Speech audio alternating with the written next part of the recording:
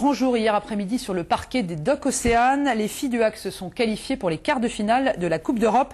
L'un des meilleurs résultats dans l'histoire du club. Score final 30-18. Retour sur cette rencontre Danilo Comodi, Alba Lucien. Grosse ambiance, festive et joyeuse pour la qualification du HAC pour les quarts de finale de la Coupe d'Europe. Un exploit. Une immense joie, c'est que du bonheur parce que ça fait des mois et des mois qu'on travaille. Et on n'arrête pas, on n'arrête pas. Et ça s'est vu.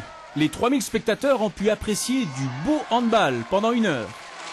Fortes de leurs 6 buts d'avance, les Ciel et Marines ont enflammé le début de match, vitesse et précision. Les Espagnols n'ont jamais pu espérer quoi que ce soit. On les a étouffés tout de suite, donc c'est sûr qu'elles ont eu un peu de mal à se mettre dedans et on les a étouffées avec des contre-attaques, avec des belles phases de jeu.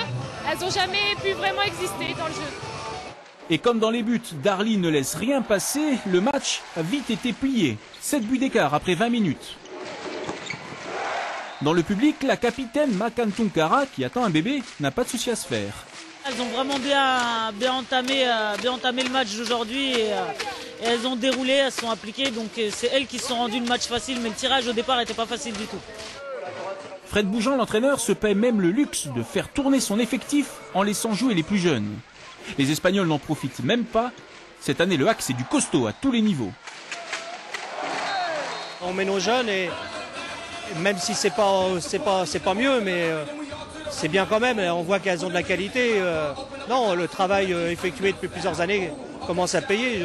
On a franchi un palier. L'aventure continue donc avec un quart de finale de Coupe de l'EHF, le plus haut niveau jamais atteint par les filles du HAC, qui n'ont peur de rien.